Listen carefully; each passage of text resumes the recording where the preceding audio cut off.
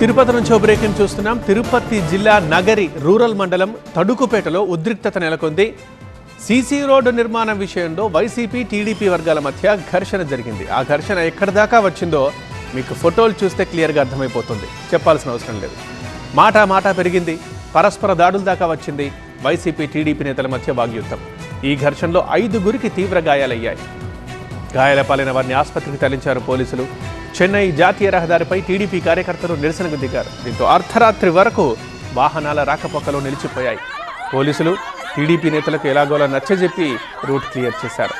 అయినా తడుకుపేటలో ఉద్రిక్త వాతావరణం కొనసాగుతుండటంతో పోలీసులు భారీగా చేరుకున్నారు అక్కడ.